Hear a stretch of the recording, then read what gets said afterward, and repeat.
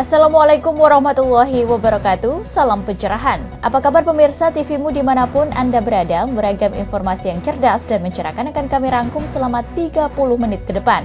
Bersama saya Arina Nurrohmah, inilah berita dan analisa selengkapnya untuk Anda.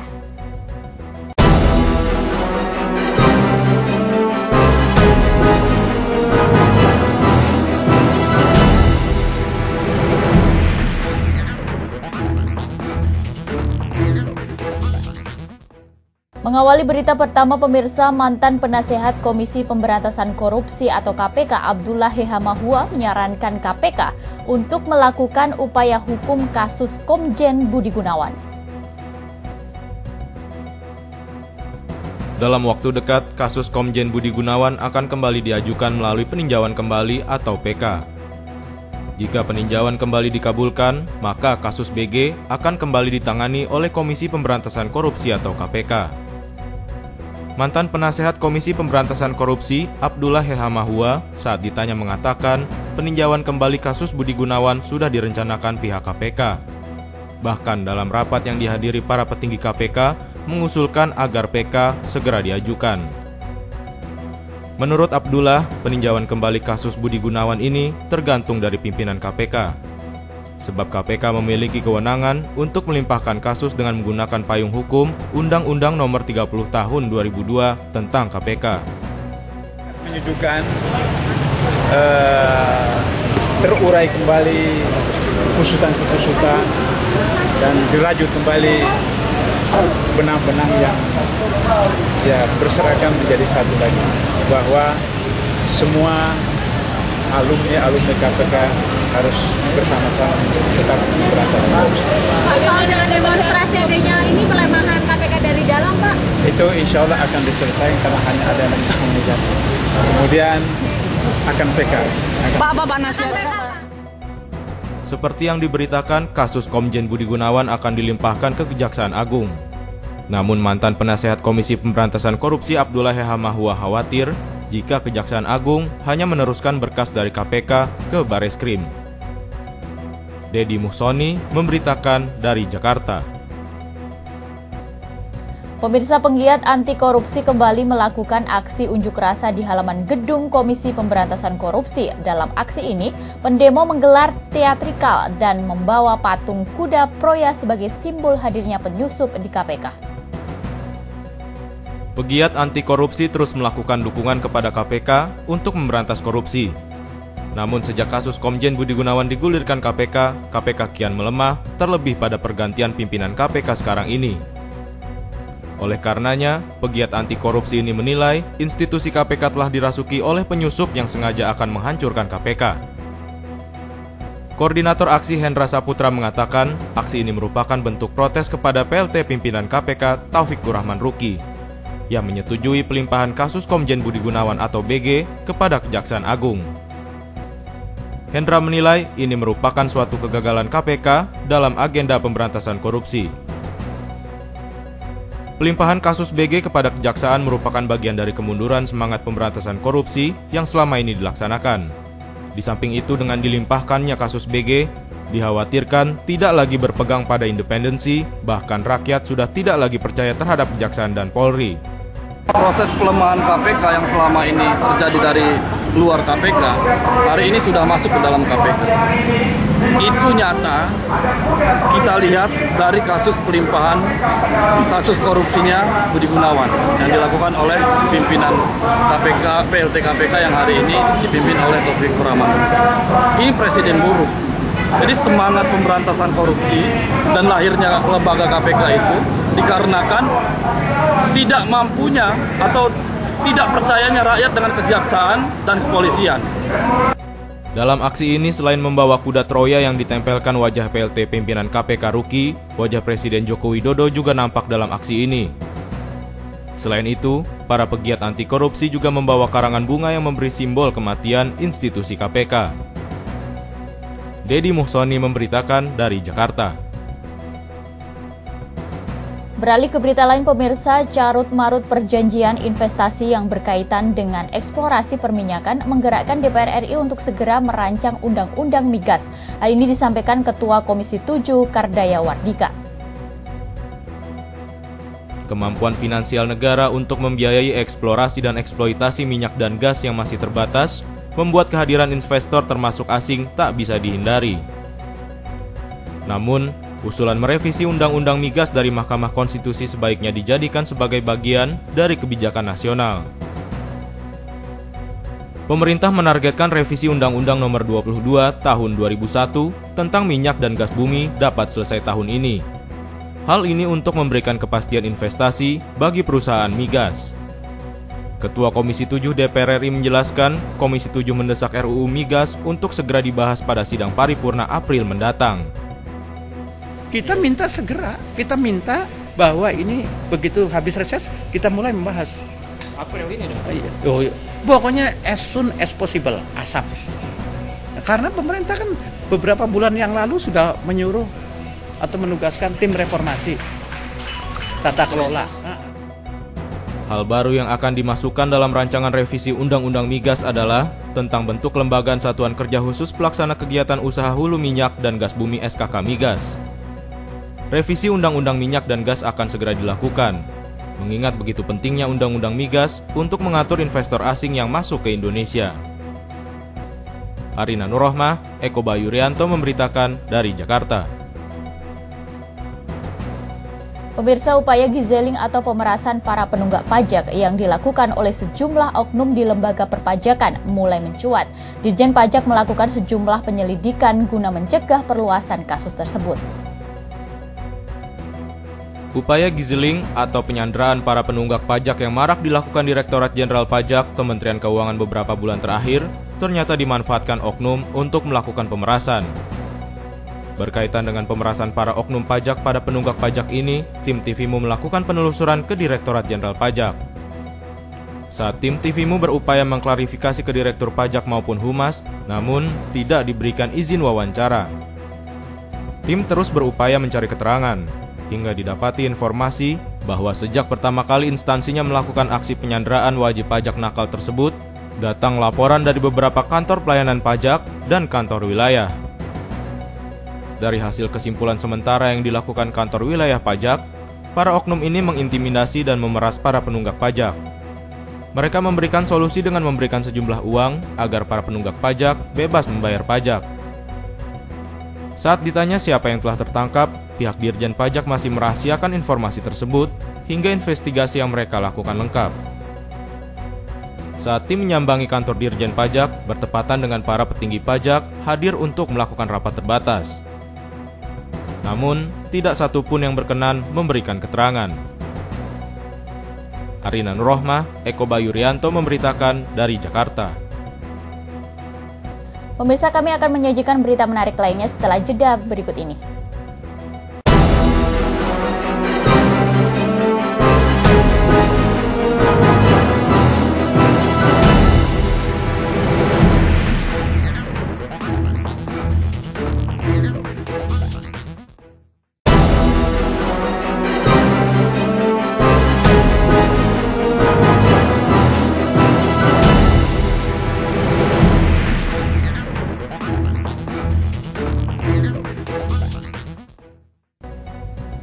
Terima kasih pemirsa, masih bersama kami dalam berita dan analisa. Pemirsa, Dewan Perwakilan Daerah Republik Indonesia menggelar dialog kebangsaan bertajuk Ahok versus DPRD DKI Jakarta, membongkar dana siluman di Kompleks Parlemen Senayan Jakarta. Acara ini sebagai upaya solusi kontroversi Ahok dan DPRD.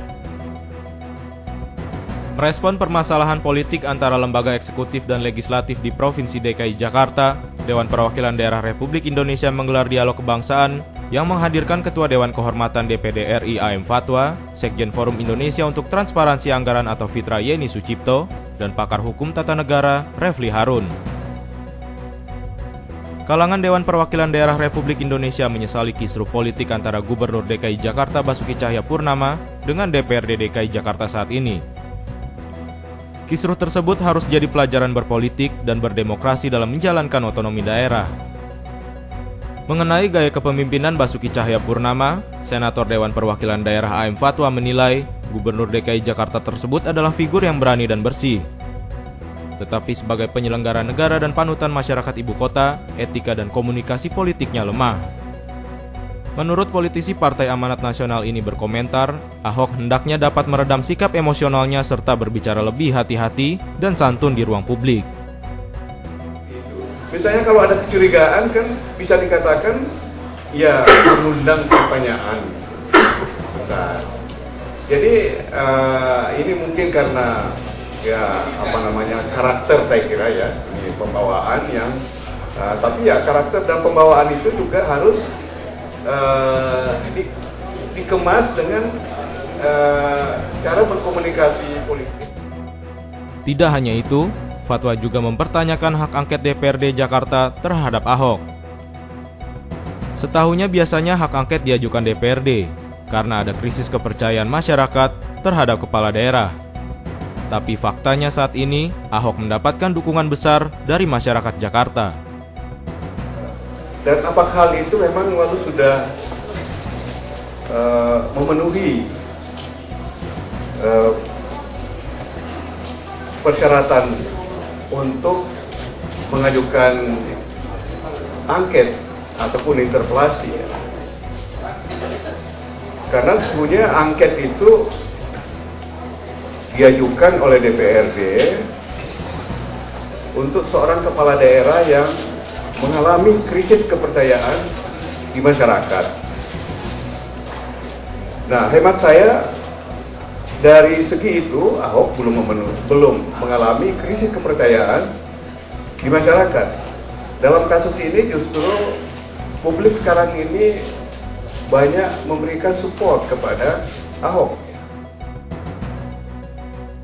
Fatwa mengusulkan untuk menyelesaikan persoalan ini agar Ahok dan DPRD dapat saling menahan diri dan memperbaiki bersama dengan pendekatan untuk pembangunan daerah.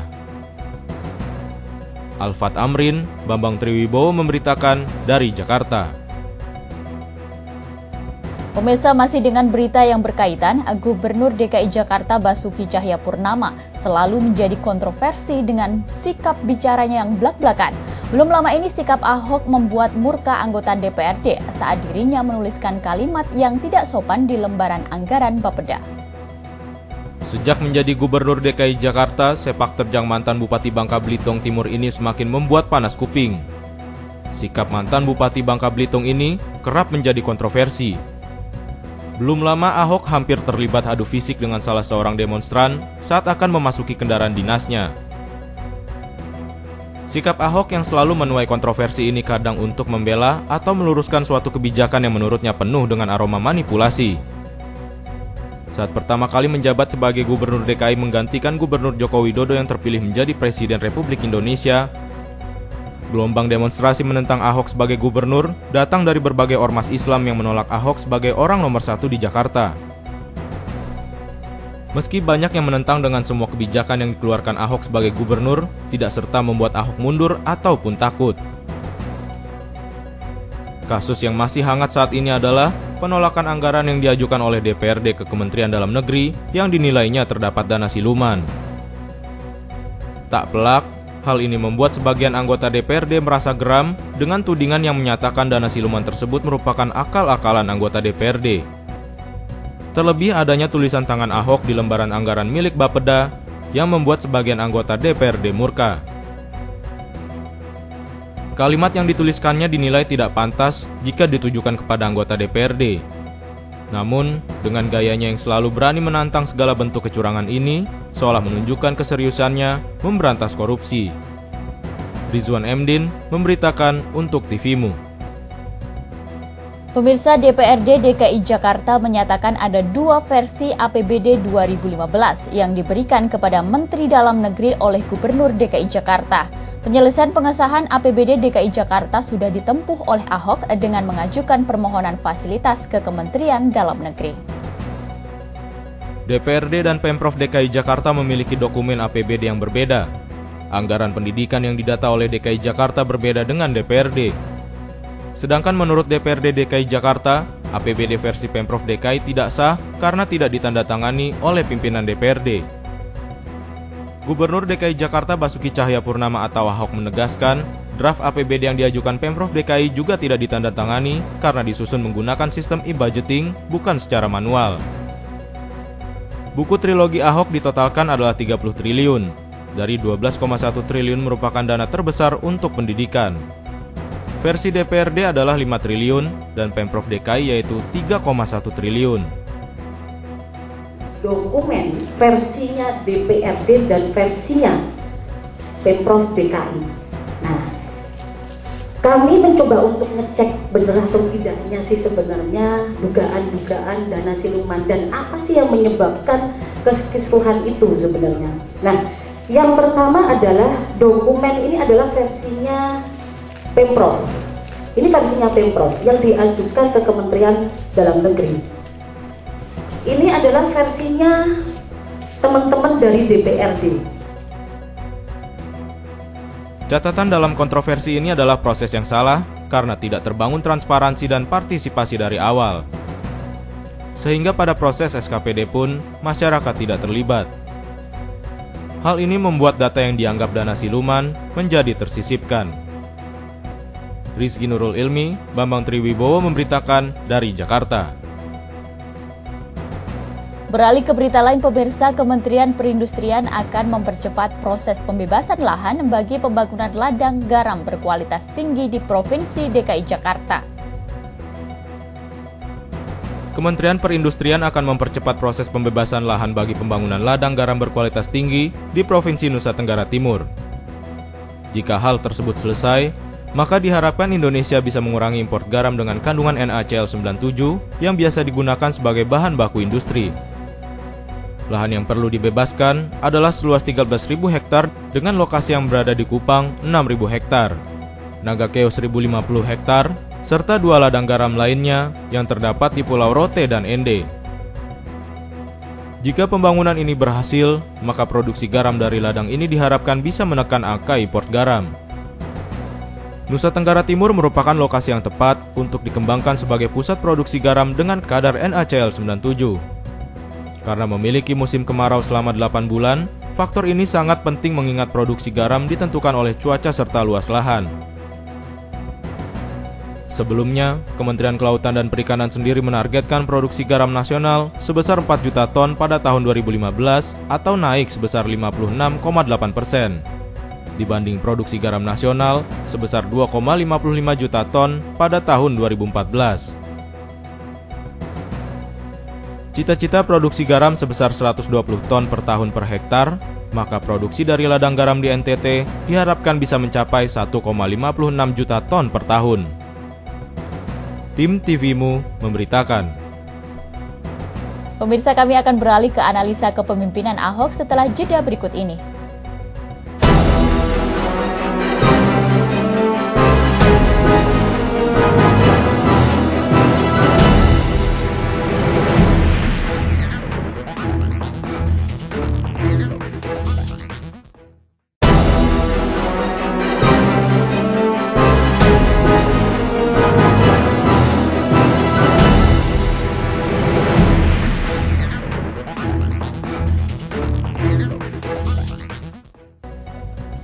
Terima kasih pemirsa, masih bersama kami dalam berita dan analisa. Pemirsa, Gubernur DKI Jakarta Basuki Cahayapurnama atau Ahok menjadi sosok yang hangat diperbincangkan di tengah masyarakat. Selain sejumlah kebijakan yang ditelurkannya dewasa ini, Ahok juga tengah senter diberitakan terkait konflik yang melibatkan dirinya dengan Dewan Perwakilan Rakyat Daerah DKI Jakarta. Lantas seperti apa analisa terkait kepemimpinan Ahok di Provinsi Daerah Jakarta? Simak analisa dari Senator DKI Jakarta AM Fatwa dalam wawancara bersama tim TVMU berikut ini. Saya lebih dulu mengemukakan bahwa kode etik Persyarikatan Muhammadiyah dalam amar ma'ruf nahi munkar itu ialah bagaimana menegakkan kebenaran dengan cara yang baik ya. Itu dan sekaligus itu kode etik di dalam dakwah pada umumnya. Nah, Ahok ini saya kenal pribadi, dia memang orang yang berani memikul risiko dan tidak terlalu peduli apa kata orang, ya. Sedangkan seorang pemimpin itu sebenarnya perlu selalu mengukur kira-kira apa kata orang terhadap saya kalau saya berkata begini, berbuat begini. Nah,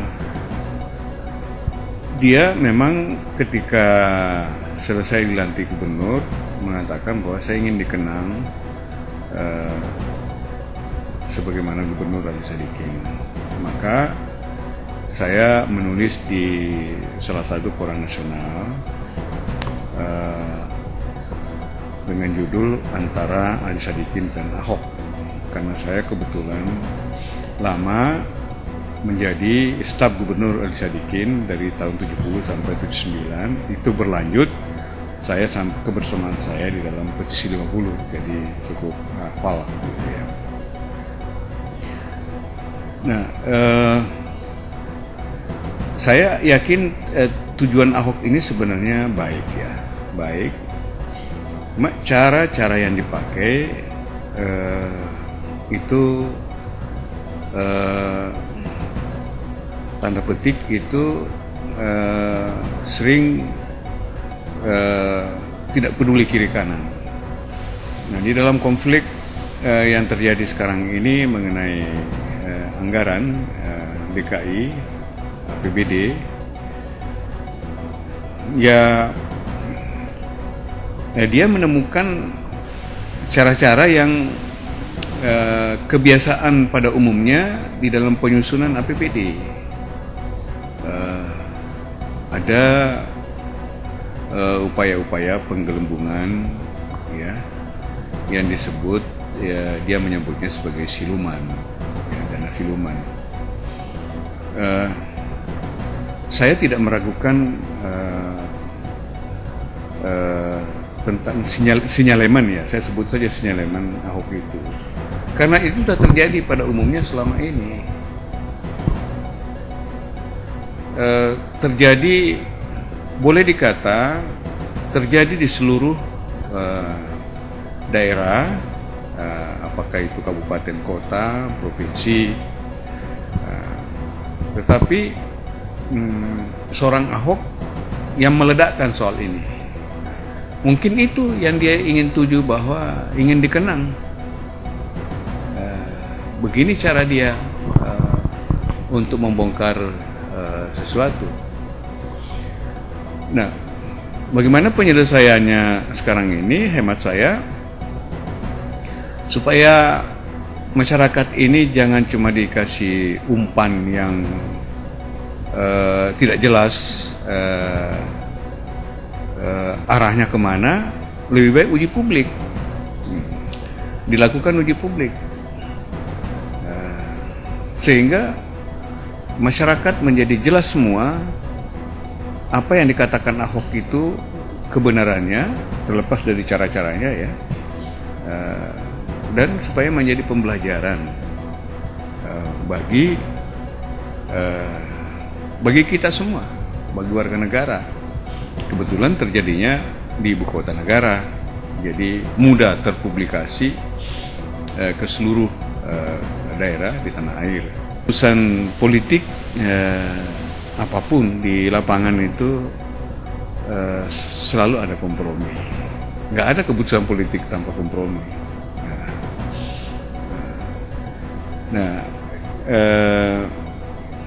Jadi untuk ini juga harus dicari komprominya untuk tidak terkatung-katung permasalahannya. Dan ini ini wilayahnya, kompetensinya Menteri Dalam Negeri yang sangat kita harap. Biarlah Ahok itu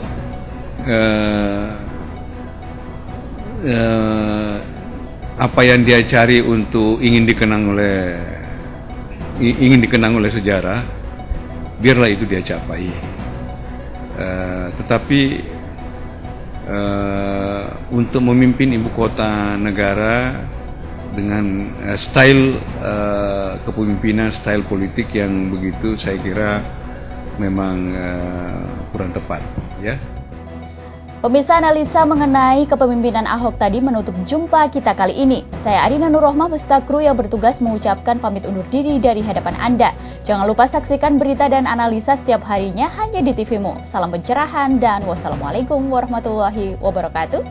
Sampai jumpa.